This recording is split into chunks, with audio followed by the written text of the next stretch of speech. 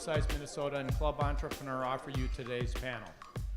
As such, I want to introduce you to our event sponsors, the accounting firm Barton, Walter & Creer, the M&A advisory firm Franklin Partners, general practice law firm Gray Plant Moody, and a banking and financial services firm, the Private Bank. So thank you very much to our sponsors and supporters. And with that, I'm going to introduce now our panelists. Tom Barton is a shareholder and leader of the M&A practice at Barton, Walter & Creer. Chris Carlisle is an attorney and partner, co-chair and the General Business and Tax Group, Gray Plant Moody. John Falb is managing director and the Upper Midwest region head for the Private Bank. Dean Jones, from the entrepreneurial side of the world, is the CEO of PowerObjects, which was sold to HCL Technologies last year. And then lastly, Chip Myers is founder of Franklin Partners. As we turn to those folks, why don't we start here with you, Tom. Tell us a little bit about your background, bio, a little bit about your firm, and how you fit into today's panel. Thank you. It's a pleasure to be here, first of all. My name's Tom Barton. I'm a founding partner with the CPA firm of Barton, Walter & Creer. We're a boutique firm of 30 professionals in Maple Grove that we pretty much deal only with successful, closely held businesses. We pride ourselves on being different, I think, than a lot of CPA firms. We come up with some really great tax-saving strategies. We've implemented recently some great cash balance plans, and probably what I'm going to talk about a little today is captive insurance companies, specifically 831B microcaps. It's basically a tax arbitrage and deferral strategy. With the recent law changes, you can now defer up to $2.4 million, and we're presently working with a client selling their business utilizing a captive to defer a lot of the sales proceeds from the sale. Great, thank you very much. Chris? So I am one of the co-chairs of our General Corporate Finance Group and one of the co-chairs of our Emerging Companies Group. And so what I do is help entrepreneurs, what I used to call cradle to grave in terms of the finance strategy of the firm, from helping them get started, getting early stage seed funding if that's required, through sale of the business. A lot of what I do, probably over half of my practice, is focused on helping entrepreneurs through M&A processes, whether that be an outright sale of their business, whether it be a joint venture type strategy, or whether they are acquiring other companies to build a bigger mousetrap. I'm really glad to be here. Thanks for having me. Great, thank you, Chris. John? Thanks, Rick. So I work for the Private Bank, as Rick mentioned, which is a publicly traded and owned bank headquartered in Chicago. I oversee the Upper Midwest region, which encompasses 4 offices, one each in Minneapolis, Denver, Des Moines, and Milwaukee. And we are a very focused business model in the middle market commercial banking business. So smaller businesses, often family owned. We work closely with families and the owners of businesses to help them through M&A transactions and all kinds of other strategic initiatives, whether it's building new plants or father or son buying out father, all those kinds of strategic things that the families or owners of these small businesses need to get done. I've been here in the Twin Cities since 2006, so for about 10 years. It's a great market for us. Prior to the Private Bank, which started in 2008 up here, I was with LaSalle Bank, excuse me, doing the same thing, so just a different name now. I also am happy to have with me today the Minneapolis office. Just want to point them out real quick. Doug Pudva over here, Leanne Manning, Adam Oliver, Tom Christner, which I think is arguably the most experienced and probably deepest commercial banking team here in the Twin Cities. So if you have questions, issues about commercial banking, you've got a great team here in addition to me that would be happy to talk to you about those kinds of things. Thanks. Great, thanks, John. And Dean, tell us a little bit about you.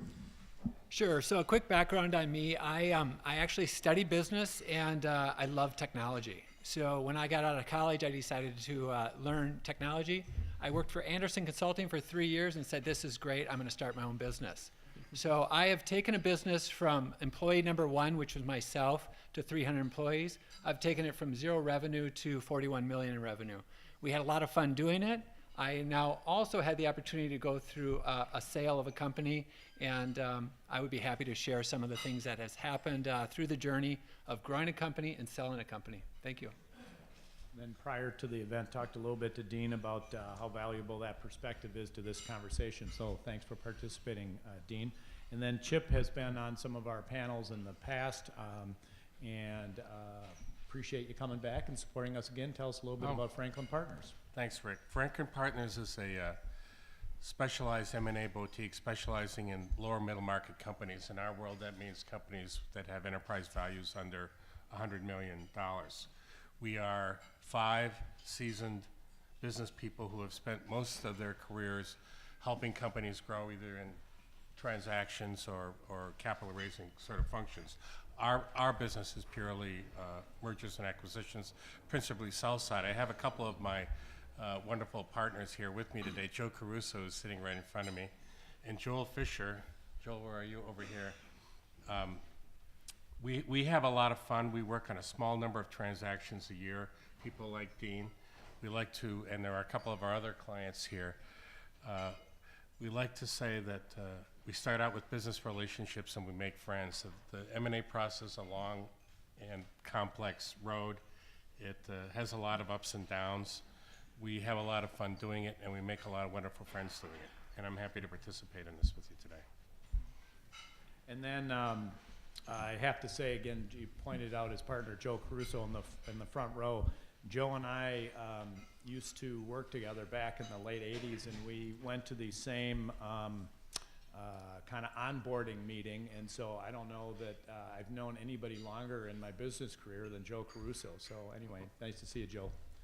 All right, so as far as the panel today and kind of how we organize this, our intent is to make this about you, not about us per se. So at any point in time, if somebody has a question, please raise your hand, and I'll do my best to kind of make that happen.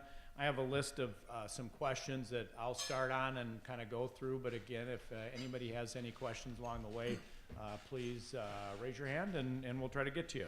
All right, for everybody on the panel, no particular order on an answer, but first question is, in anticipation of selling a business, what advanced planning should a seller consider? And then there are kind of 2 parts to that, is first on a personal level, and then secondly from the business perspective. I can start. So from the legal perspective, I think there's a lot that can be done in pre-planning, and most of that revolves around assembling the due diligence, assembling the homework that a prospective buyer is going to want to look at in anticipation of your business. And some of that is going to be intuitively obvious to you, the financials, where's the business going, market strategy, et cetera. Some of it is going to be very granular, detail type stuff like employee benefits and tax stuff that isn't going to be as intuitive to you. And thinking about those things in advance and getting your arms around those things in advance can make the process go a lot more smoothly. And make sure you pick a very good advisor to do that, i.e. one of us up here would be good. I guess I'd add to that, I think it's important to start with some kind of end in mind. Most of the companies, business owners, and we work primarily with entrepreneurs, come to us because they've been approached by someone and they've tried to put a transaction together and it hasn't been successful, and they feel this need to go forward with this. And one of the first things that we do is talk about what their objectives are. And it's for most of our clients, this is maybe the most complex and important thing that they'll do in their business career. And to start that without an end in mind is a difficult thing to do, because you are going to end up somewhere. And if it isn't where you want it to be, it's going to be hard to pull the trigger. And it frequently starts by somebody else initiating it, and so I think it's worthwhile to have thought that through in anticipation of it. I think in my line of work, it's really important to have a great network. So if I have a client call me with that question, it's real easy. Let's have lunch with Chip.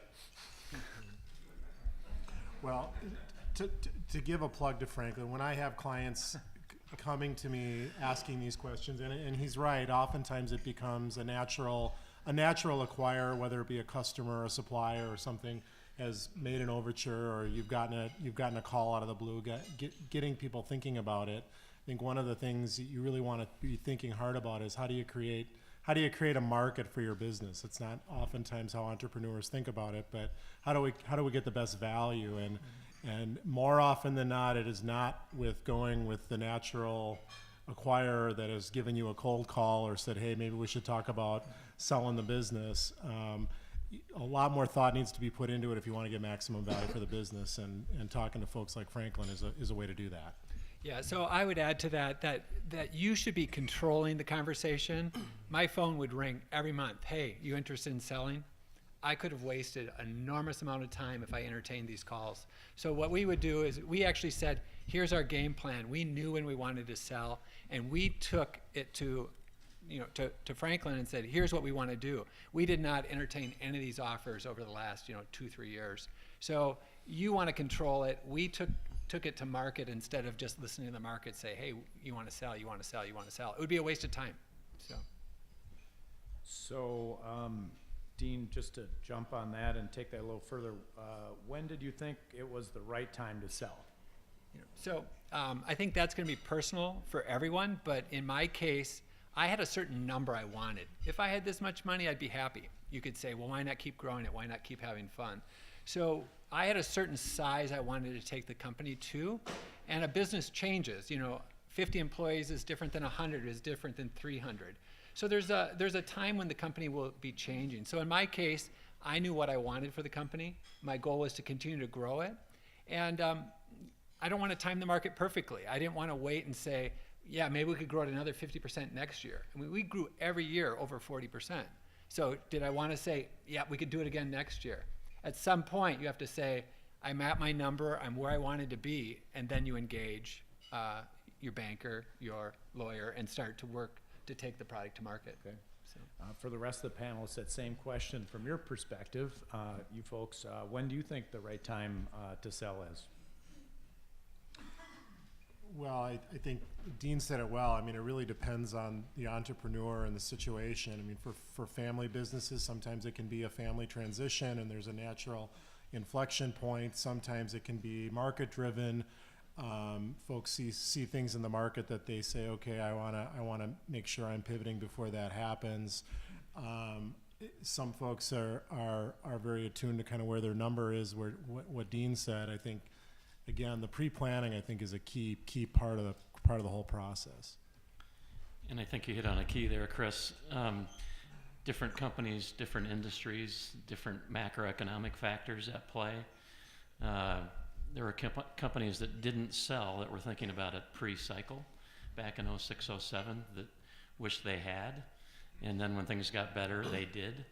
But some of them wish they would have the first time around. So it's kind of reading the economy, reading the factors within your industry, and making that good call. And again, working with an advisor who sees a lot more companies like yours can be a key part of making that decision. So, I think a case study that our firm worked with would really be a good example here. He had an entrepreneur that grew his company from 0 to 15 million in revenue, made about $2 million a year, and was very frustrated. At first, I really couldn't understand why you'd be frustrated making $2 million every year, not working too hard. But his company was best in class, and he knew that he was in a $100 million market, and he knew that he did not have the skill set to get to that level. So really selling for him and staying on as a participant with equity going forward was really a growth strategy instead of an exit strategy. Chip, you want to add anything on that one? I don't really think so, except that I think that people call us all the time and say, well, what are market multiples now, and is this a good time to sell? And kind of summary what others have said, I would say I don't know. It really, there's a strong, enduring market for lower middle market companies. People like Keith and Paul sitting here in front of us have funds ready to buy all the time, regardless of the cycles in the market. That's different than it was a generation ago.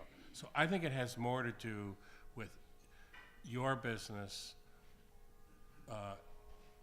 the opportunity for it going forward, and your willingness to continue to do that or to gain some liquidity. And I think it takes a generation or a generation ago, maybe people like they went to work for companies and worked their whole careers. They started companies and worked the company the whole career, and that's changed. And when I started this 25 years ago, something awful like that, I thought I'd be selling old guys manufacturing companies, and I'm not. I'm working with younger people who have an idea, can take it to a certain place, and seem to have a very good sense of where they can take it. And I think one of the biggest mistakes that people make is they don't realize when they're there, and they hang on too long. And so I think it really comes down to knowing yourself, knowing what you have, knowing your industry and your competition, and knowing when's a good time. And it takes a lot of discipline to pull the trigger when that happens, but that's how I feel. At least in the lower middle market, A-plus assets are always highly prized. I mean, we were doing transactions with some clients in 2007, 2008, 2009 when the markets were quote unquote down, and if you've got a good business, there's plenty of people out there that wanna buy it. Yeah, so somebody once told me that a good time to sell your business is when you have a buyer. A better time to sell your business is when you have two buyers. So, I mean, you gotta put it out there. I wish I would have said that. Yeah. So everybody has a unique perspective up here on the panel. From that perspective, talk a little bit about the sales process, what it means to you and the various verticals you're in, and then why assemble outside advisors to help you with that.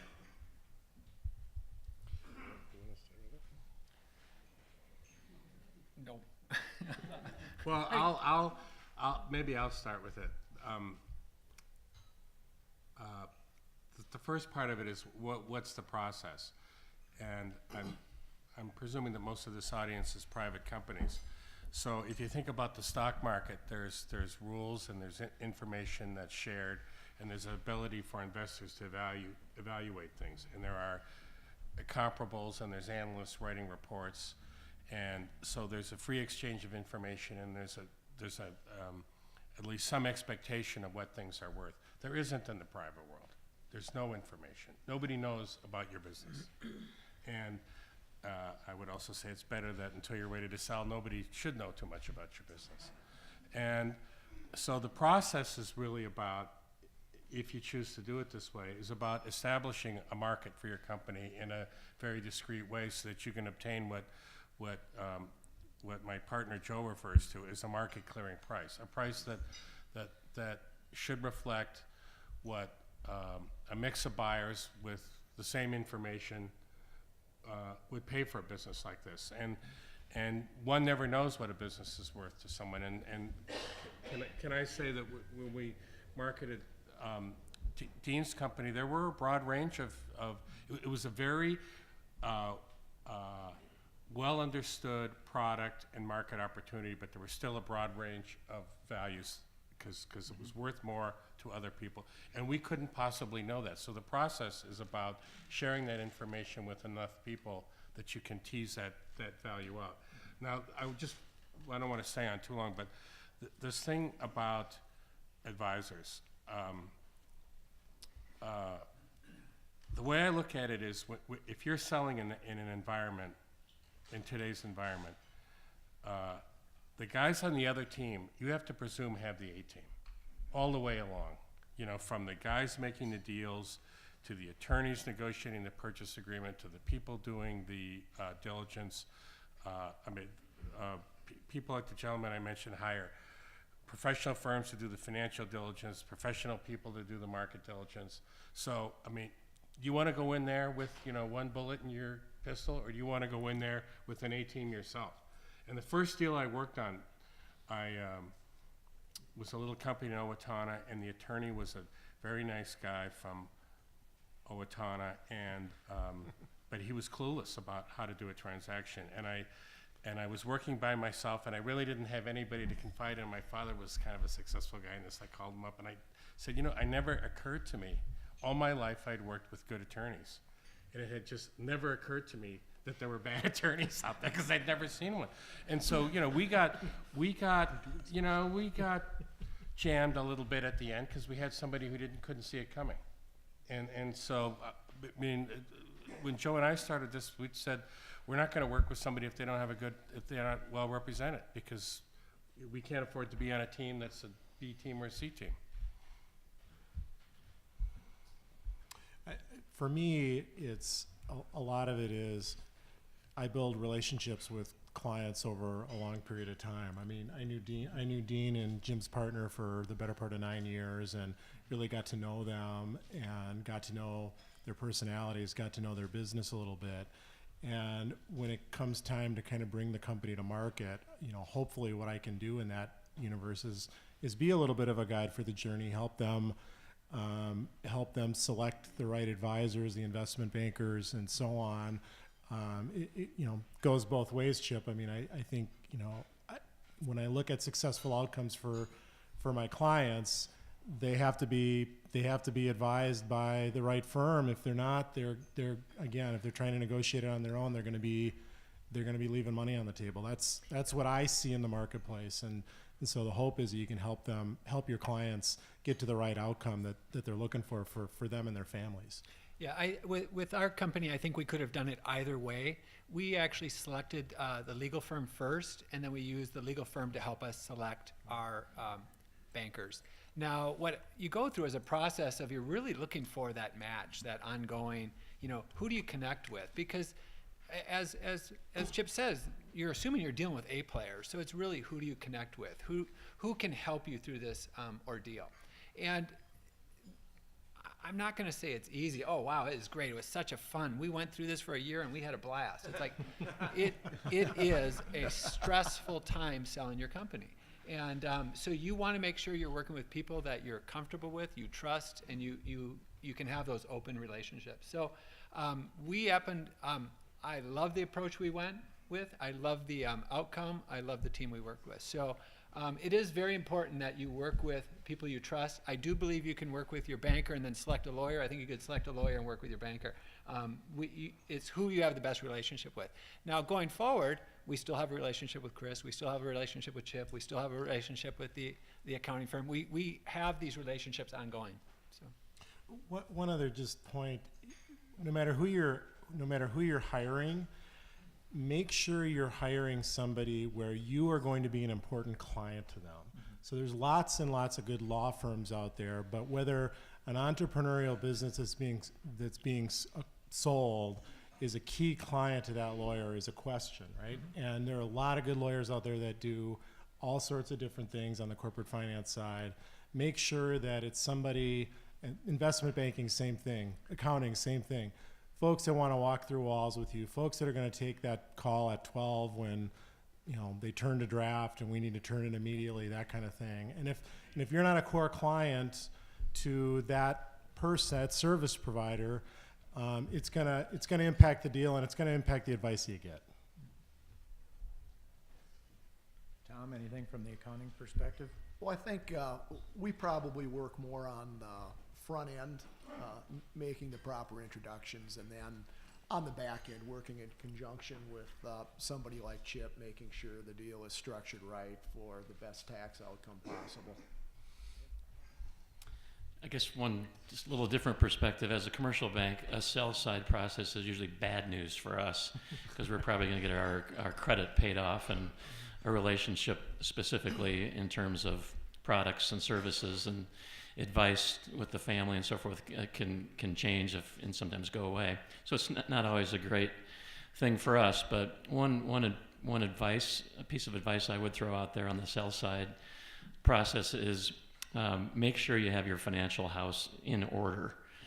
I can think of several situations in the last couple of years where a firm went to market to be sold, and it turned out that their financial information wasn't in good shape. Some things had been missed. There'd been some turnover in the CFO controller area, and the financial house was not in order. And as due diligence played out, those things were found. It delayed the process. It impacted valuation. It created the need for significantly more due diligence.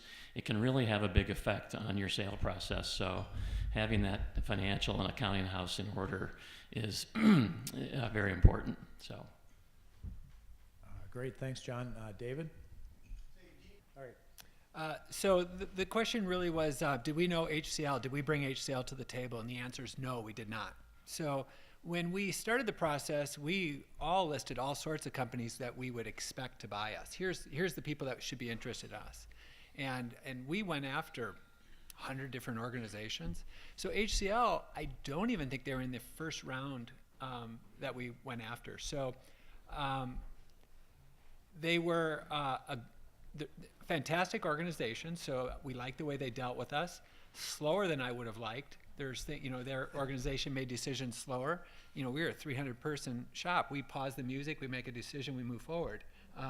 They have 14 lawyers look at it, and the lawyer questions the lawyer, and so it was a very long, tedious process.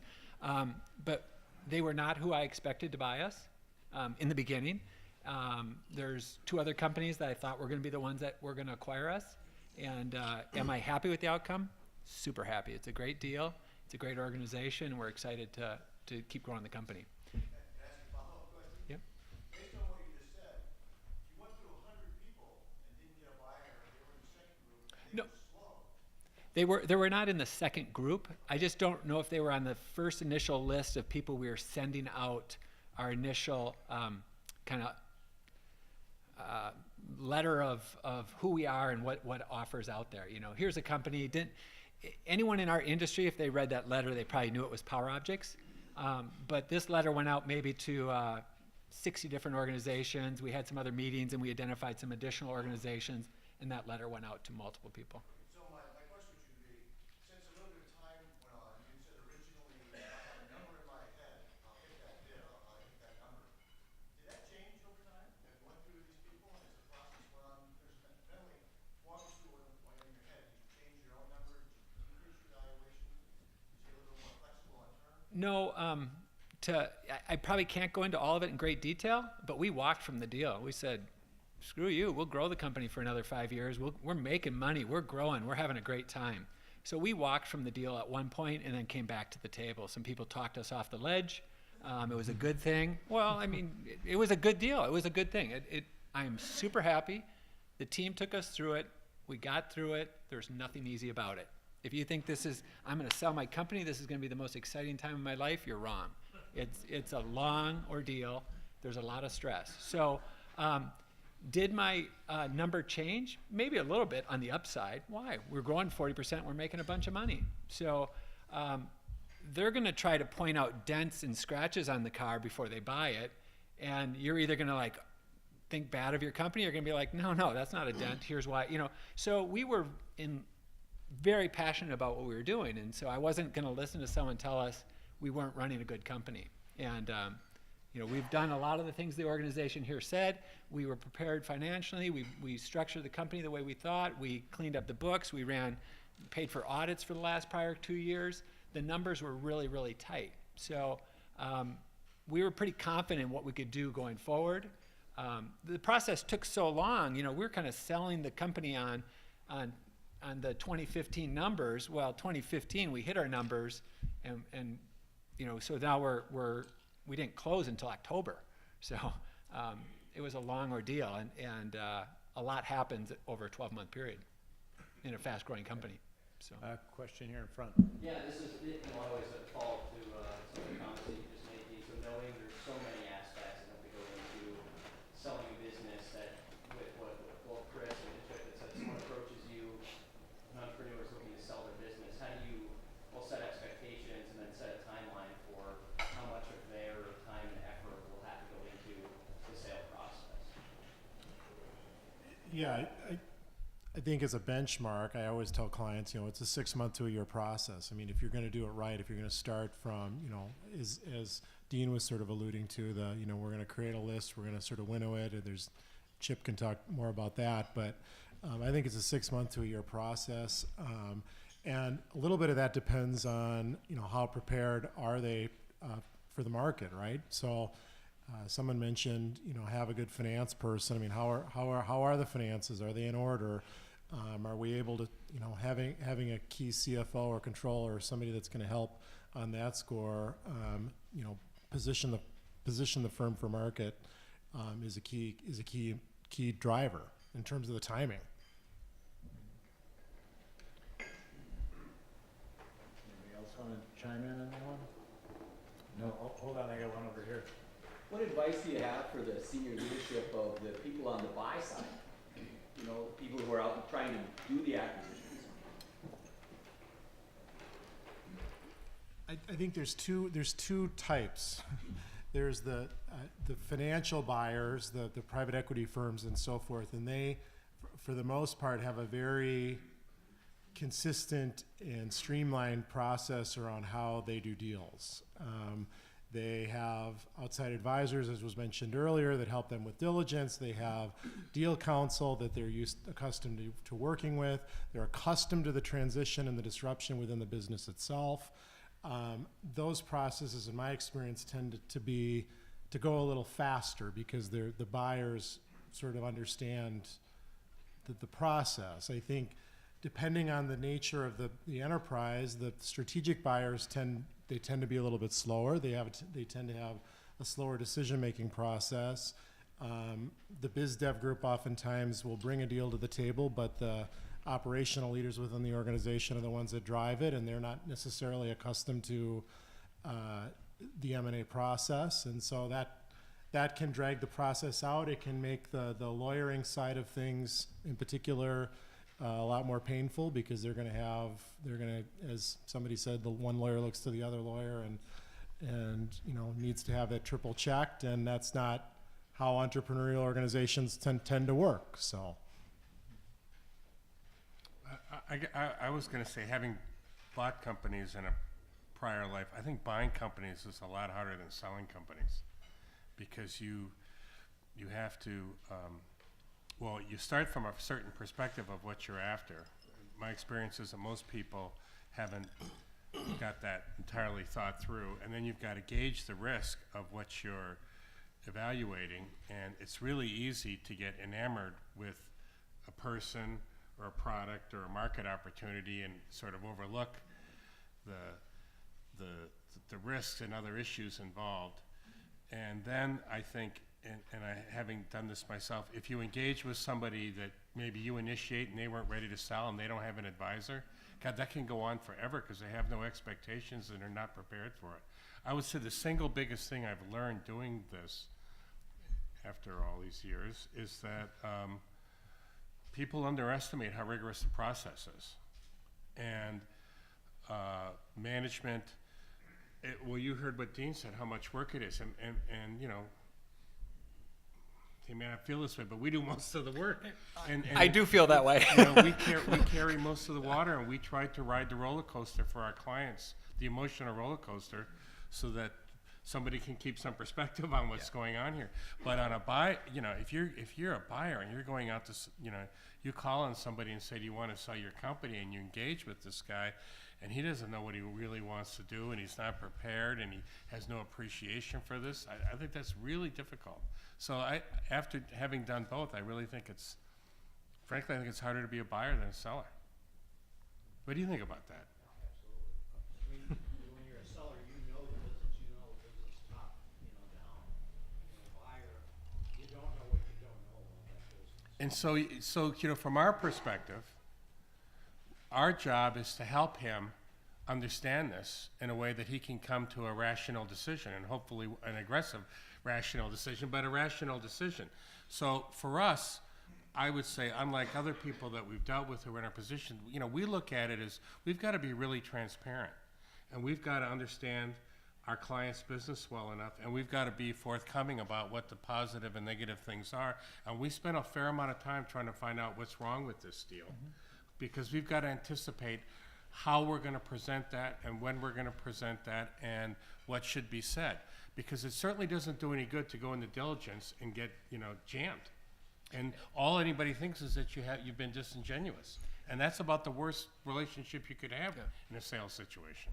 And those are some of the things that helped our deal. We would look at the deal and say, what's wrong with the deal before they pointed out what was wrong. So Franklin did do all the heavy lifting.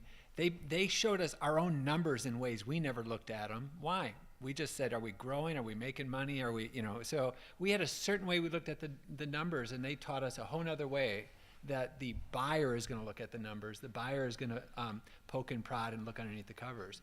So they prepared us for that before the buyer came to us and said, what's this? They had it the way it should be. So yes, they did the bulk of the work. We had to create new numbers constantly, but. Okay, while we're on the buy side, and then we'll get to your question next, John. Tom, from an accounting perspective, and John, from a banking perspective, how does the buy side look different in your world? Well, in the accounting world, we sure like the buy side because we're gaining a client. So that's more attractive. I think a lot of our clients have grown very well through acquisition. Sometimes one key acquisition has really been the catalyst that's catapulted them forward. Probably for us, the buy side is harder too, because I think someone said you don't know what you don't know, and we're in and we're trying to understand the business and is this going to be a good fit and the due diligence. So that's certainly more difficult, but it's a little more rewarding than saying goodbye. Yeah. And I agree. We go from being unhappy, as I mentioned, on the sell side, oftentimes too excited about a client that's going to be involved in a buy-side transaction. That's where we get to roll up our sleeves and sit down and work closely with a family or an ownership group about why does it make sense strategically to buy this company? How does it fit into your existing business? How does it look going forward? What kind of capital structure makes sense for the business on a combined basis? How much debt, how much junior capital should be on this balance sheet? What does this cash flow really look like? Let's stress your cash flow. Let's go back to the last cycle in 2006, 7, 8, and 9 and look at what happened to the company's financial performance then, yours and the targets. And let's look at that scenario and see what would happen if something similar happens again, and make sure we don't get too levered. Some companies are very cyclical and shouldn't have as much leverage. Some companies can handle more leverage. And then a lot of discussion and focus around what kind of due diligence do we need to get that done. Market studies, quality of earnings, kinds of due diligence, and all kinds of other things are things we'll need as a bank, and they probably should be thinking about as well. So that the buy-side process is actually something we always look forward to and are very involved in with our companies and our owners. So Sell side can be bittersweet for a lawyer. You're losing a client, but there's something pretty awesome about being at the end game of, oftentimes the entrepreneur's seminal career event. So it's a lot of fun. Great. John, hold on over a second. John Alexander. Yeah, Chip, as a follow-up to your previous point, and for Dean and anybody else who's been on the sell side, what advice would you give somebody who's selling a business and acknowledging how long and cumbersome and involved the process can take so that they can manage their business, hit their numbers, keep their management team together while they're going through this, but still comply with all the requests from the buy side and, of course, the advisors on the side? Well, the way we approach it is we try to take about 4 weeks up front to gather all that information and set up a electronic data room that becomes the basis for the due diligence, so that maybe a better way to put it is we try to have a concentrated effort initially with our client so that we can then manage the process for another 3 or 4 months so that they are able to run the business. And but that's hard. But when you've done this for a long time, you know what's going to be asked, and it's kind of pretty much the same stuff. And we have clients who are very good at that and pull it together, and we practically have a data room when we go to market. And we have clients whose attitude is, well, see what the offers are, and then I'll do it. And they're the guys who end up burning the candle at both ends and having to get more people involved and doing it in a compressed period et cetera, et cetera. Does that answer your question? Maybe I'll answer it a little differently. I mean, buyers can take all the time they want. Sellers work in real time. So, I mean, you really have to, if you get requests, you need to, in my mind, you need to be thinking about it in terms of how can we turn that request within 24 hours or less. And so, to me, to answer your question, part of it is a delegation of duties, right? Who's going to be the quarterback? Who's going to help with diligence? Who's going to do this, that?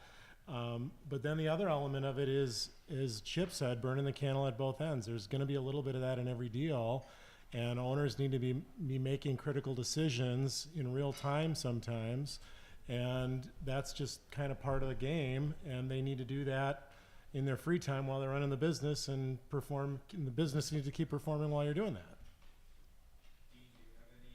Well, I just think that the biggest thing is that you got to focus on your business all the time. So you're in the process of selling. It'd be very easy to focus on the sale. It'd be very easy to say, wow, I'm going to strike it rich. Whatever the conversation is, you may be excited and take your eye off the ball. We made a conscious decision constantly to focus on the ball and grow the company. And I don't want to say selling the company was the second effort, but we never once stopped and said, yeah, we got it where we want, let's go sell it. We always kept growing it, so. I had over here and then over there. So this is for Chris and Chip. Talk a little bit about how you consult partners with competing or disparate interests or family members who don't agree.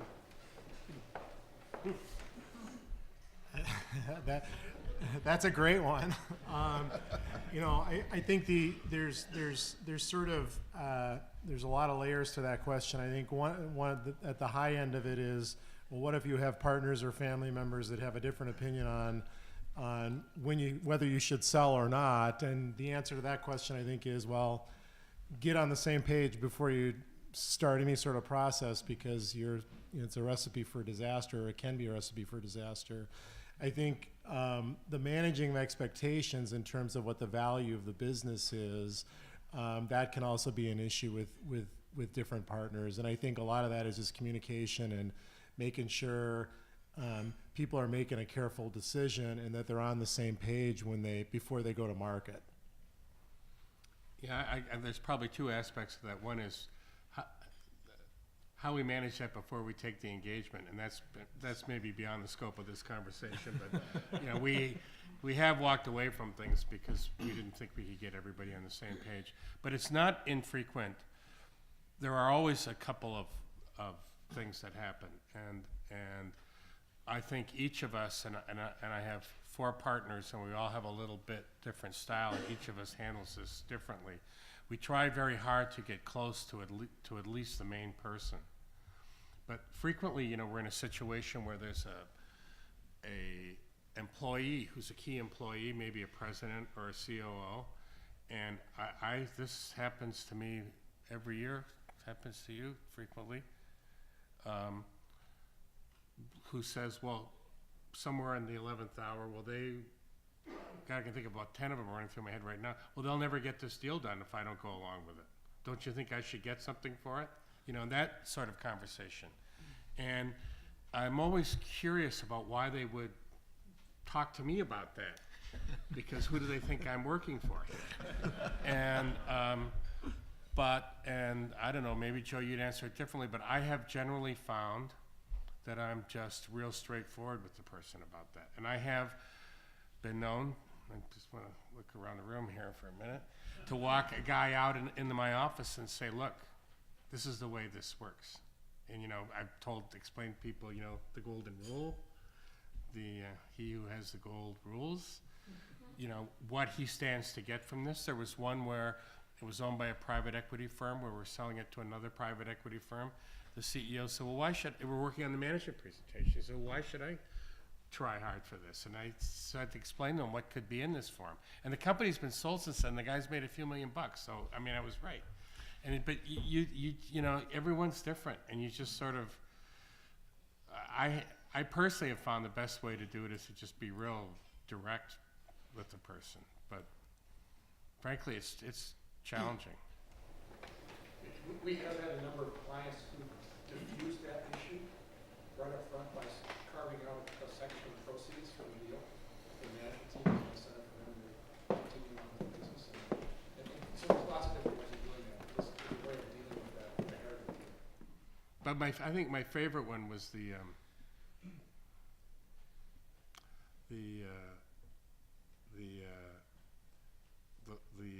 guy wasn't sure he wanted to do the deal, and he called us on a Thursday or Friday, like the week before it was going to close, and called the thing off. Do you remember this? We were in my car, and so what are we going to do? And it was a really good deal for this business. And I said, let's just wait till Monday, because when he goes home and tells his wife tonight that he's not going to get a check for $25 million next Friday, everything will be okay. And we had one of the ways that we managed it, what you were asking about, is we try to have a weekly call if we can, so it's sort of compartmentalized. And when we had that weekly call on Monday morning, it never came up. Okay, I got a bunch of things. Hold on for that just for a moment. Somebody brought up the term valuation. Want to make sure that we touch on that a little bit. Why don't we start with the banker and the accountant on valuation? How are companies valued? What role do you play? And then we'll get to the other guys.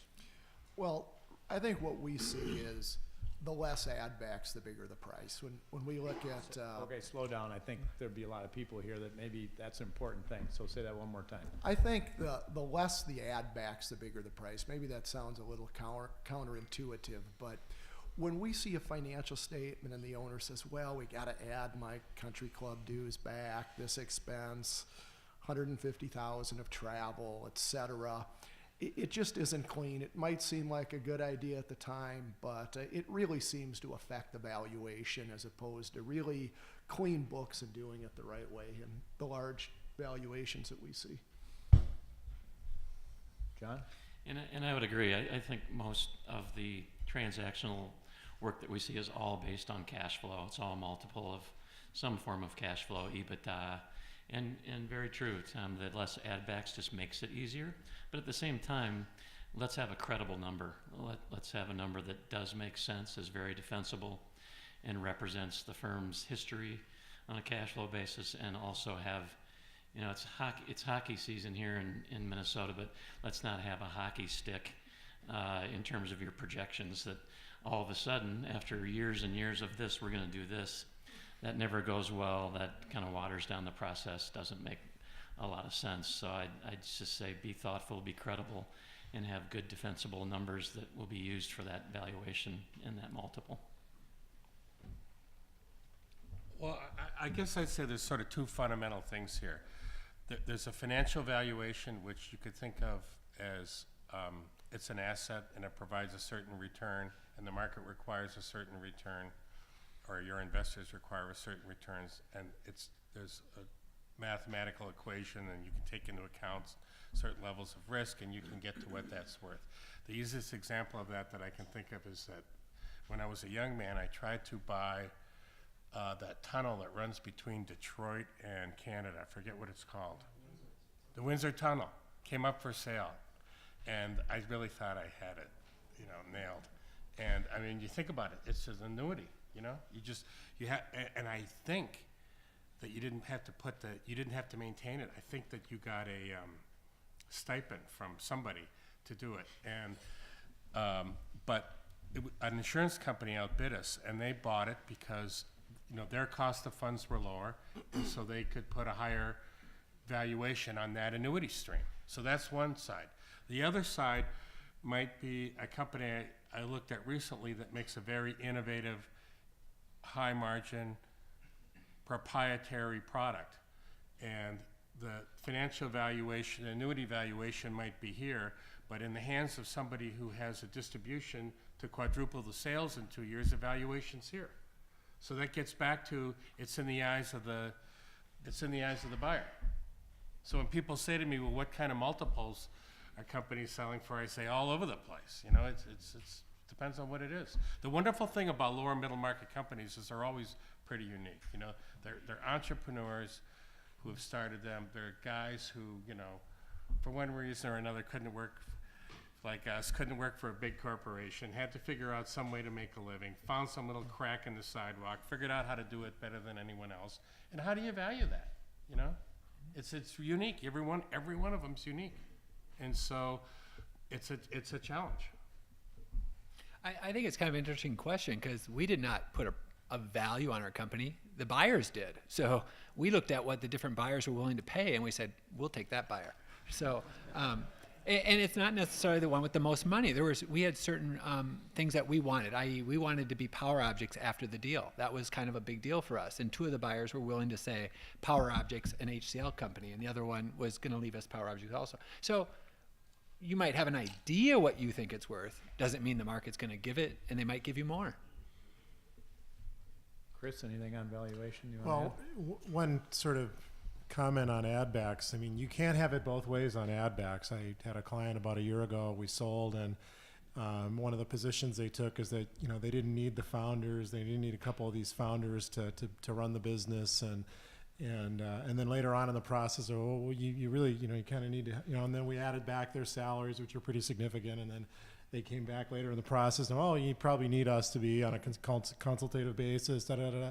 And the buyer was like, well, we don't need you. You told us we don't need you, so we're gonna go along without you. So you have to be fairly consistent on the approach with that, and if you're not, I think it can bite you a little bit. And again, it's about being as clear about what the business is without that sort of thing as you possibly can. Let's go back to the question. Let's go here. On a high level, what are the top 3 reasons M&As fail after the transaction is completed? In your recent experience, last 3 to 5 years. Well, there was a famous study written about that in the Harvard Business Review like 1,000 years ago. And then the most acquisitions fail. I think it's they're done for the wrong reasons. When I first got out of school, I worked for Dow Jones Industrial 30, and we bought companies because we had money stuck in Venezuela and we couldn't get it out. So we'd look at anything, you know, and people would become enamored with a person or an opportunity or whatever. And, you know, there was a time when companies paid for revenue synergies. You know, that if I bought PowerObjects, I can sell PowerObjects our ERP, clients our ERP systems, and they make some assumption about that, and that doesn't work out. So and they paid based on that. And I think, so it's a whole myriad of things, but it's obviously misunderstanding what the opportunity might be. And paying, and I presume that people deal with that by paying too. If you don't pay too much, you have a better opportunity to make it work, I suppose. From a seller side, though, there's enormous emotions going on, and somebody might dig their heels in against something. And like I say, where they talked us off the ledge, deals fall through because people get emotional and passionate about what they're doing, and it's like, well, screw you, I'll go do it on my own. You know, I mean, so I would not, seeing how the emotions flow through this whole thing, you need to, a seller needs to step back and take guidance from the people that are advising them and slow down sometimes and not get too emotional. So very, you know, just that, I'm thinking about this a little bit more. We looked at a deal that we sold to a private equity firm that we thought had enormous potential, and it didn't play out at all. And they were kind enough to share this with us and what happened. And what I realized in talking with them was the investment thesis that they predicated this on was entirely different than what we presented. And for one reason or another, I mean, they decided that was a better thesis, but it didn't work. So I would say it's people. So selling companies for me is bittersweet. I lose a client, but I oftentimes get those clients back, and part of it is because the personnel side of things didn't work out, and they want to start something new. I just had a client that was sold about 6 months ago, and it was predicated on the entrepreneur becoming the CEO of the broader enterprise, and that happened, and it's not panning out the way this entrepreneur wanted it to, and there's different competing visions and so on, and he's already sort of thinking about the next thing. So from my perspective, it's all about people. I would just add to that, people and their experience. We were with a client this morning that made a large acquisition over in Wisconsin, very experienced in their past and executed it beautifully, and they're about to do another one in the Dakotas. I have full confidence it'll go extremely well because they're experienced. So it's people, they're experienced in doing it and then executing, which are two things that are closely related. So. And Tom, how about you? How have you seen deals not work out? Well, I would say I'd echo the sentiments what we've heard. I think culture matters. It seems like if the culture totally changes and the people leave, it's hard to execute. Great. That lady there. Yeah. Was your question on what causes the deal to fall through before it happens, or what causes it to fail once the acquisition? Oh, okay. Okay. Yeah. Well, Anyway.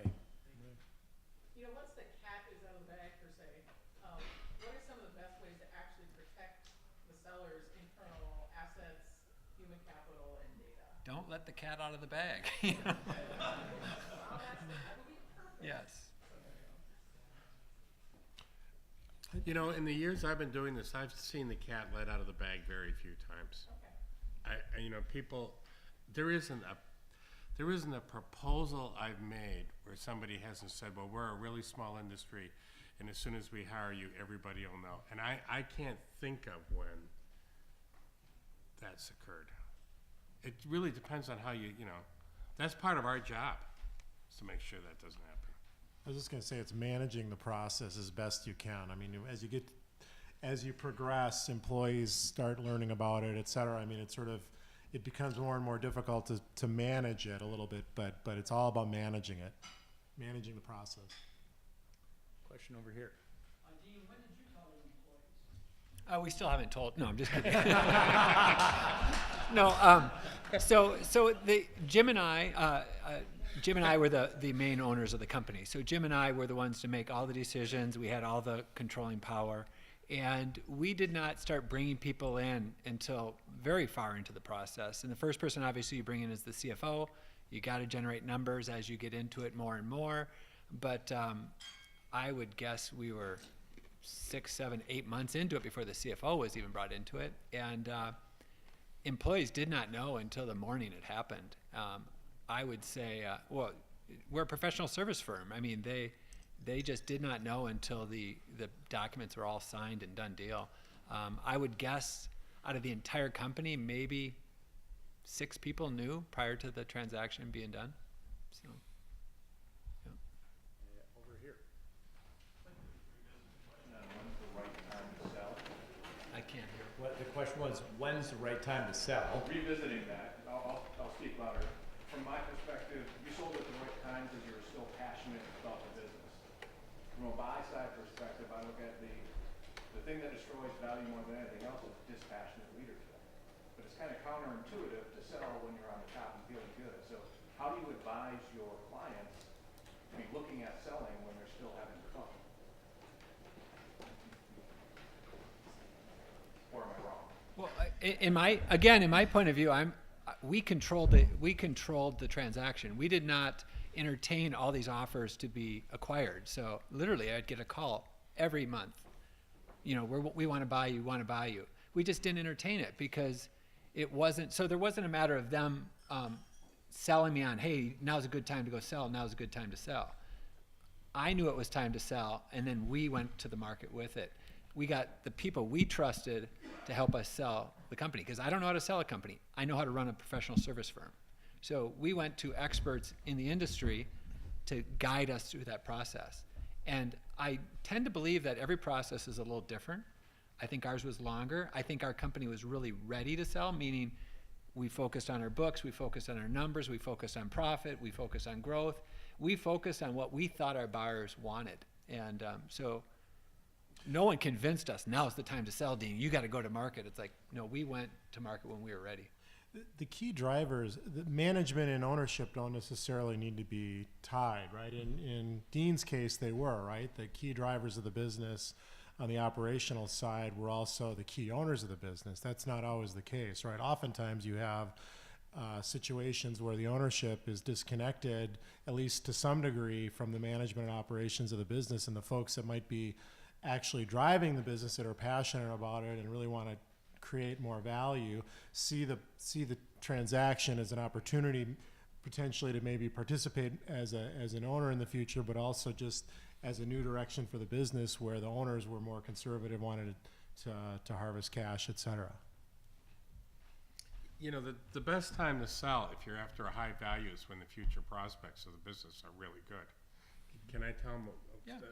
So when when Dean and Jim, who is his COO, came to us, we evaluated it, and our conclusion amongst ourselves before we even said we'd like to work on this was they were selling a product that was the fastest growing enterprise software in the world. They were the leading channel partner for that product. They had developed a unique ability to recruit and retain people, which is a principle, after you have the channel partner relationship with Microsoft, being able to recruit and train and lead people that's the key asset. And they had demonstrated that they could successfully execute large, small, and complex projects profitably at what they bid them or better.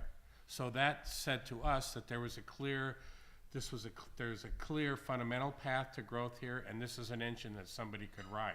That's a good time to sell, because all you have to do is get it in the hands of somebody who wants to drive it and feed it.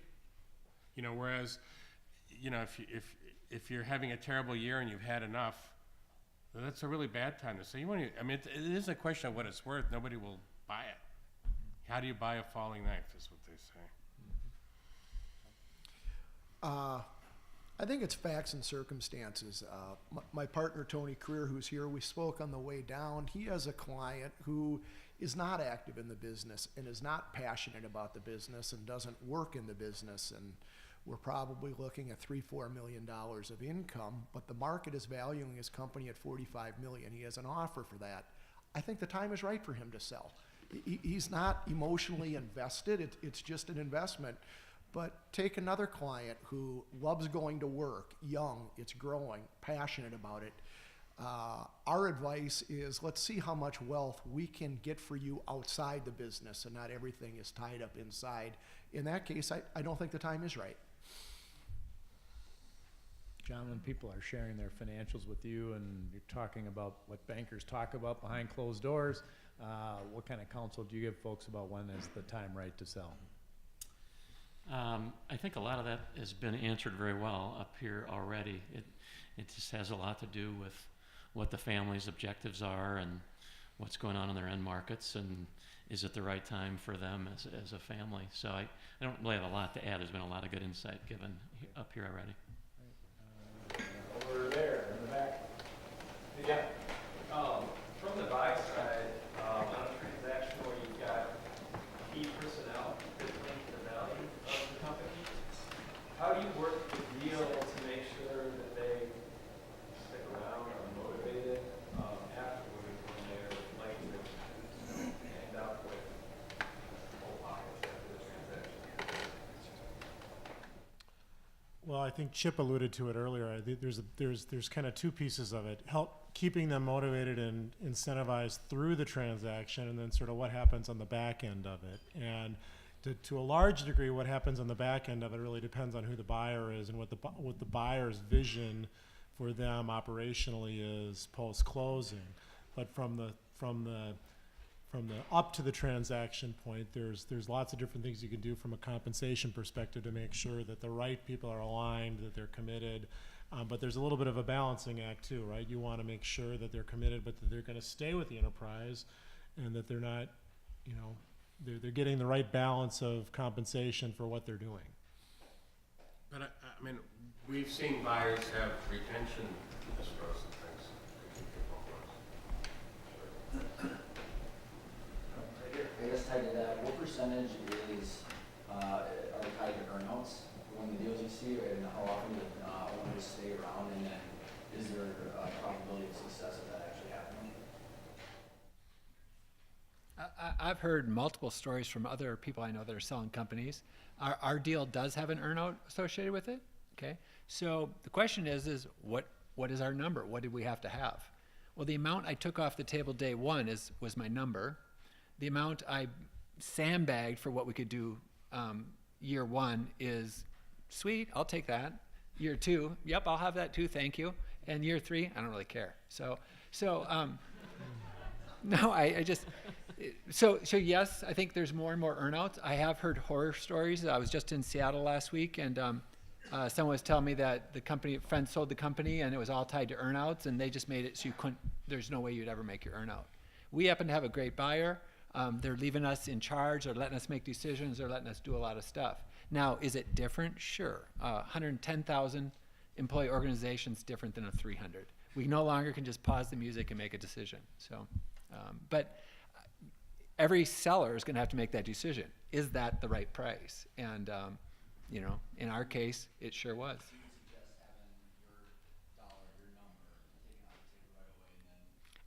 I'm not going to say I suggest that. That's what's my requirement. I wanted my number locked in, and if they wanted to offer me more, that offer more. I mean, think about it. If I bought a company, I might say, as long as you keep it going as what I bought, I'm happy. Someone else might say, as long as you don't let it drop 10%, I'm happy. Someone else might say, you need to continue to grow at 40% plus. You know, so you're selling something. They were giving us what the company was worth, I believe. And I think they were incenting us to grow it even more. So, great. You know. I do think that question, though, of I always tell clients, if you don't get any of the earnout, are you going to be content with the transaction? And if you can't answer that in the affirmative, you really got to think hard about it, because from a legal perspective, there's lots of potential risk on an earnout, as Dean was alluding to, depending on who the buyer is, how they run the business, could dramatically impact whether or not you're going to get those dollars. You know, and I think that question of whether you should do it or not, could be answered this way. If you run a broad enough process, you're going to get a lot of alternative offers, and you're going to see what's a good offer. What's an all-cash offer worth? What's an offer for 80% of the business and I roll over 20% worth? What's an offer for X with an earnout? And so you get to make a choice. And I've had,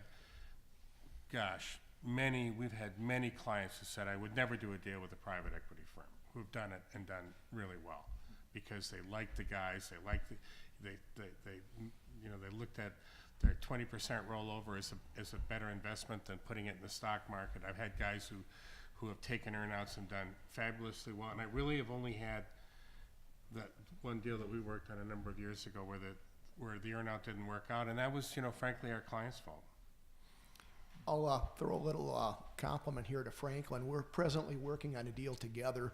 A little bit of the hockey stick scenario, but Joe has done a phenomenal job selling it. We're in the second round of the LOIs, and about 80% of the price is cash, and about 20% of the cash is earnout.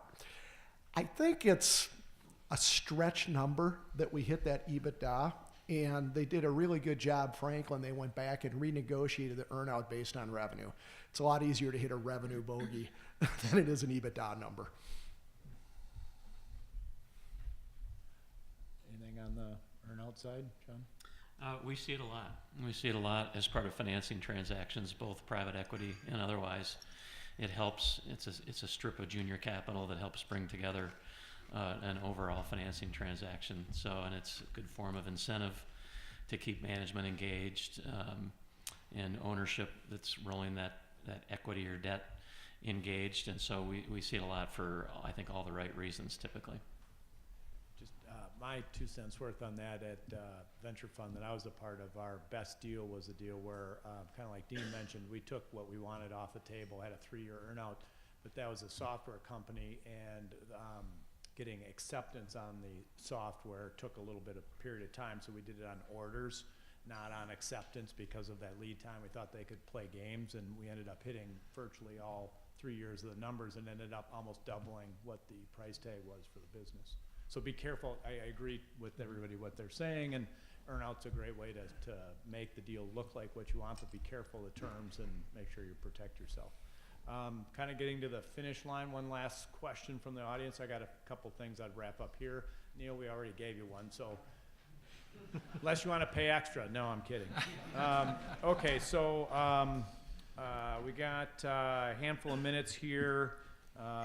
One question I haven't gotten to, but what would be a mistake that you would make sure that a seller would not want to make, and likewise what might be a mistake that a buyer might make?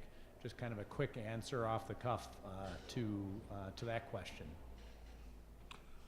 So seller, and I think Chip alluded to it earlier, I mean, you have to run a transparent process, whatever you're doing. So if there's some skeleton in the closet, I think you have to bring it out there, and you have to position it, but you have to ultimately identify it, because through the legal process, you don't want, the last thing you want is to be looked at as disingenuous and trying to hide something, if you will. I think on the buy side,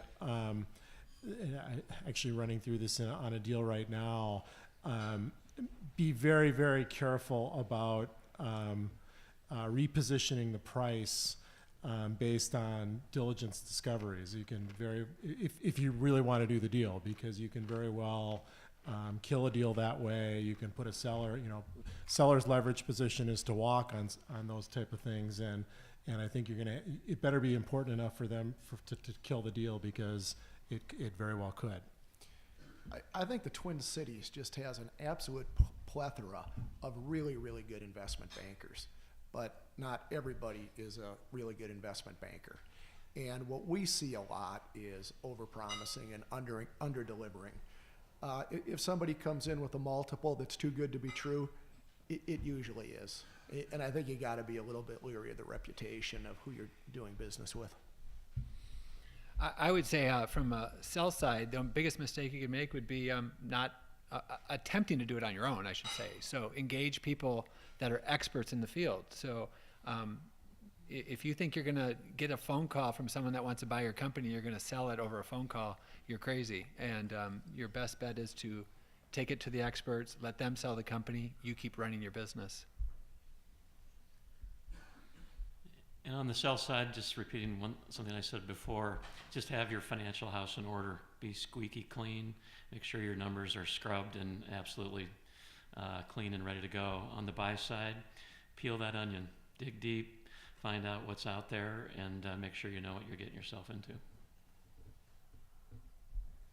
I guess I would agree with everything everyone said. I'd add one thing, and that's, if you're going to do this, you really need to be committed to it, because it's a long, rigorous process, and it's no fun to go through it and not get to the end.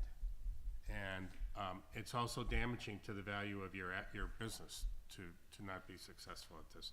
So you should figure out if you want to do it, be committed to do it, hire a good team to do it, run a process, and have an advocate to push the deal to the close. Otherwise, you're just wasting a lot of time and money, a lot of money. I mean, we haven't talked about that, but there's a lot, people like us are paid on the end, but everybody else is paid by the hour, and you're talking about hundreds of thousands of dollars. I would just add one from the buy side is have a good attorney. You mentioned before, so have an attorney who knows how to work an M&A transaction. You end up running with a lot of companies where they might be a great attorney for everyday business, but they're not really been involved in the M&A process, and it really makes things difficult and costs everybody a lot more. For someone who wants to educate themselves about either the process or just what the kind of jargon and lingo and how it works, any suggestions for books, reference materials, websites?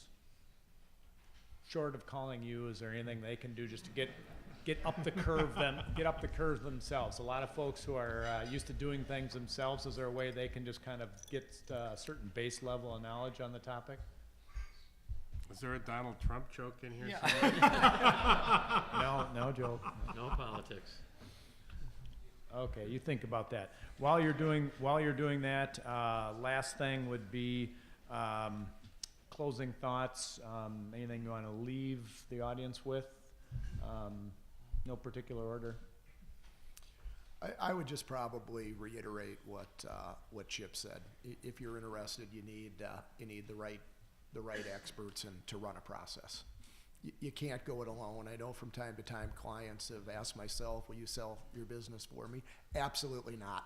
It's a lot of hard work, and bring in the experts who know what they're doing. It's your life's work, so take it seriously, take the process seriously, and